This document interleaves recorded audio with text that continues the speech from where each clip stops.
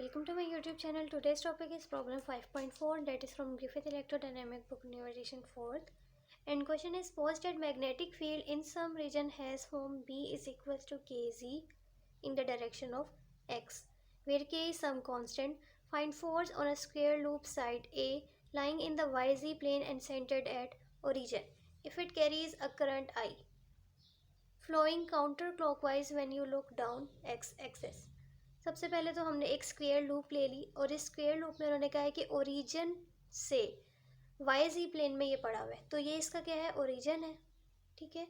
और इस पे ये वाई जी प्लेन मैंने रख दिया और ये मेरे पास एक लूप है। अब इस लूप की साइड्स जो है वो क्या है, ए, और इस लूप में करंट जो है वो काउंटर क्लॉकवाइज फ्लो कर रहा है, तो करंट की डायरेक्शन क्या है, इस तरह से काउंटर क्लॉकवाइज डायरेक्शन है। अब ये समझ आ गया। अब हम इस डायग्राम को और फिल करेंगे। अगर ये मेरे पास ऊपर वाला इसका z एक्सिस है तो ये वाला इसका क्या होगा, माइनस z। सेम इसी तरह अगर ये y है तो इसकी ये वाली क्या होगी, माइनस y, ठीक है, माइनस z और y। देन उसके बाद अब यहाँ पे अगर आप देखो आपके पास ये पूरी लेंथ क्या है, इसकी साइड क्या है, a, तो यहाँ से यहाँ तक, यहाँ से यहाँ तक, ठीक है, इस रीजन की क्या होगी, a/2, और इसमें क्या होगा, z, क्योंकि ये z के ना, अगर आप देखो इसमें भी z की डायरेक्शन की अपवर्ड, तो आपने इस तरह याद रखना है कि z की डायरेक्शन अपवर्ड है तो इस साइड की भी अपवर्ड है, तो यहाँ पे क्या होगा, z is equals to a/2, जबकि इसके इस एक्सिस में यहाँ पे क्या होगा, z is equals to minus a/2, क्योंकि ये मैंने कहा ये नेगेटिव z है, अपवर्ड वाला क्या था, पॉजिटिव। देन उसके बाद यहाँ पे अगर आप देखो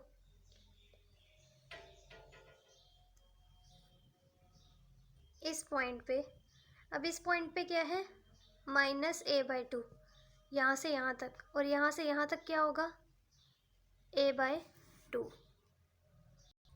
फाइंड करनी है force on square loop. Square loop पे फोर्स तो मैं सबसे पहले हर एक साइड की फोर्स कैलकुलेट करूँगी, देन उसके बाद इन सबको ऐड कर दूँगी, तो मेरे पास टोटल फोर्स जो स्क्वायर लूप पे है वो आ जाएगी। सबसे पहले मैं साइड ले रही हूँ इसमें ए बी साइड कौन सी है, ये वाली AB। अब इस AB में देखो फॉर्मूला जो हम यूज़ करेंगे वो F is equals to I/dl cross V। ये फार्मूला आप लोगों ने याद कर लेना है, ये फार्मूला हमने यूज़ करना है। अब इस फार्मूले को हम देखते हुए अपनी साइड्स के मुताबिक चेंजेस लाते रहेंगे। सबसे पहले साइड क्या है, FAB, तो इसमें लिख दिया FAB is equals to I as it is.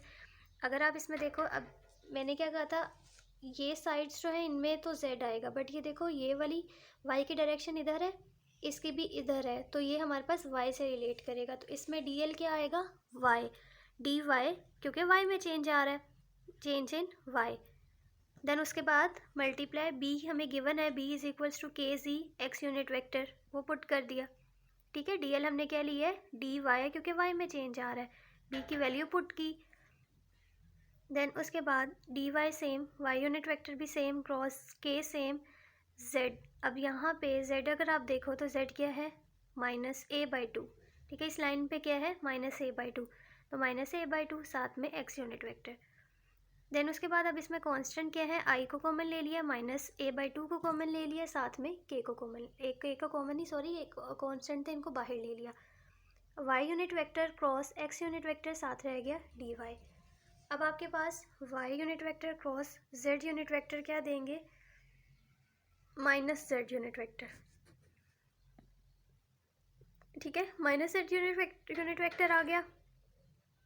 Then उसके बाद अब इसकी इंटीग्रेशन करेंगे, ये माइनस z को आप बाहर ले लो, तो माइनस माइनस क्या हो जाएगा, प्लस I की a/2, यहाँ पे y रह जाएगा, y की इंटीग्रेशन करोगे तो सिंपल क्या आएगा,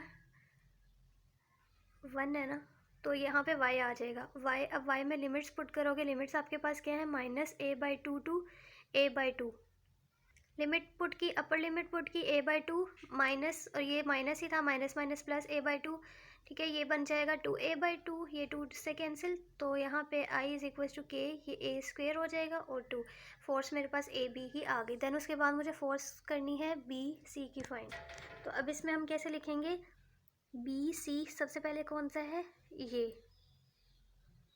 ये वाली है ना, अब इसमें ये z की डायरेक्शन में है, तो इसमें सबसे पहले हम देखेंगे कि हम चेंज किस में आ रहा है, डी जी में, ठीक हो गया। देन क्रॉस के बी, ठीक है। अब z और x यूनिट वेक्टर, ये मैंने मैग्नेटिक फील्ड की वैल्यू पुट कर दी, ठीक है। उसमें y में चेंज था, इसमें किस में है, z में चेंज है। देन उसके बाद i और k कांस्टेंट थे, उनको बाहर ले लिया, अब z और dz रह गया। z cross x unit vector मेरे पास क्या देंगे, माइनस y यूनिट वेक्टर, ठीक है। अब माइनस y यूनिट वेक्टर को अगर बाहर लिख लो या अंदर लिख लो कोई फ़र्क नहीं पड़ता, ठीक है। आप बेशक बाहर अभी से ले जाओ, हमने सिंपल इंटीग्रेशन इसकी करनी है। इसके इंटीग्रेशन करेंगे तो z²/2 आ जाएगा। अब इसमें लिमिट्स पुट करेंगे, अपर लिमिट a/2 का स्क्वायर है, अब 1/2 ये वाला, ठीक है, माइनस, अब उसके बाद लोअर लिमिट क्या है, -a/2 का स्क्वायर। अब इसमें ये माइनस माइनस प्लस नहीं बनेगा क्योंकि इसके ऊपर क्या है, स्क्वायर, ये स्क्वायर इसको पॉजिटिव कर देगा अंदर वाले को। जब अंदर कर पॉजिटिव कर देगा तो यहाँ पे सिंपल क्या बन जाएगा, ये पॉजिटिव हो जाएगा, a²/2। अब ये दोनों मेरे पास क्या हो जाएंगे, कैंसिल हो जाएंगे। तो फोर्स मेरे पास बी सी की क्या आ गई, 0। तो force on B C is 0। Then अब मैं फाइंड करूँगी सी डी की, सी डी।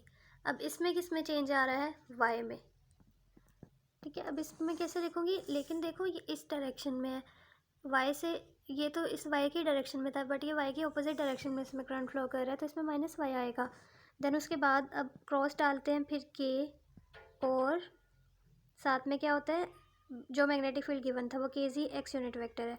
अब अगर आप लोग और करोगे कि जब आपके पास वाई में चेंज आ रहा है तो हम जेड की वैल्यू पुट कर रहे हैं a/2, इसमें भी वाई में चेंज आ रहा था तो हमने जेड की वैल्यू a/2 पुट की थी, बट जब हम जेड में ही चेंज आ रहा है तो हम जेड की वैल्यू a/2 पुट नहीं कर रहे, तब हमारे पास इंटीग्रेशन जो होती है वो जेड की वैल्यू नहीं पुट की, तो जेड की वैल्यू ये आई ना, जेड और डी जी, तो हमने इसकी इंटीग्रेशन की z²/2। ओके, फिर क्योंकि वो जेड में चेंज है उसमें वैल्यू नहीं पुट करनी, सिंपल। ओके, अब इसमें हमने z की वैल्यू पुट कर देंगे जो कि हमारे पास क्या थी, a। तो i k भी कांस्टेंट ले लिया, a z की वैल्यू पुट करने के बाद a/2 वो भी हमारे पास क्या आ जाएगा, बाहर आ जाएगा। ओके, हाँ, अब इसमें z की वैल्यू जो है, इसमें z की वैल्यू क्या है, पॉजिटिव, दोनों में क्या है, पॉजिटिव है, तो इसलिए हमने यहाँ पे पॉजिटिव वैल्यू पुट की है a/2। पिछले वाले में नेगेटिव वैल्यू थी तो नेगेटिव वैल्यू पुट की थी। यहाँ पे पूछ गए थे हम dy, y unit vector minus y unit vector cross x unit vector मुझे क्या देगा, z यूनिट वेक्टर, ठीक है। के आई K a/2 dy z unit vector, I K a/2 z unit vector को भी बाहर ले लिया। अब dy की इंटीग्रेशन की y लिमिट पुट करेंगे, a/2 minus lower limit plus हो जाएगा, और यहाँ पे ये अगेन उसी तरह 2a/2 2 से कैंसिल होगा तो a²/2। देन मुझे एफ डी ए फाइंड करना है, डी ए। अब इसमें भी क्या है, मेरे पास z में चेंज है बट इन नेगेटिव डायरेक्शन, तो मैं इसको अब कैसे लिखूँगी, i इज़ इक्वल्स टू किस में चेंज है, डी जी इन नेगेटिव डायरेक्शन क्रॉस के और जी एक्स यूनिट वेक्टर। अब इसमें क्योंकि चेंज आ किस में आ रहा है, जी में, तो जी की वैल्यू पुट नहीं करूँगी मैं, minus a/2 to a/2 G D G same, ठीक है। Then minus Z unit vector cross X unit vector, ये मुझे क्या देंगे, वाई यूनिट वेक्टर। तो अब इसकी इंटीग्रेशन क्या होगी, z²/2, अगेन सेम उसी तरह, ये आपके पास माइनस ही रहेगा, पॉजिटिव नहीं होगा, तो आप करोगे तो आपके पास सेम इसकी तरह ही है, 0 आंसर देगा। टोटल फोर्स अब मैं ऐड करूँगी इनको, तो ये अब दोनों, ये तो 0 है, ये दोनों ऐड होके क्या देंगी, 2i/k a² टू से कैंसिल हो जाएगा, i/k a² in the direction of z unit vector. तो ये मेरे पास टोटल फोर्स जो इस लूप में है वो मेरे पास आ गई। I hope you understand this lecture. Thank you so much for watching. अगर वीडियो पसंद आई है तो वीडियो को लाइक करना मत भूलिएगा। अल्लाह हाफिज़।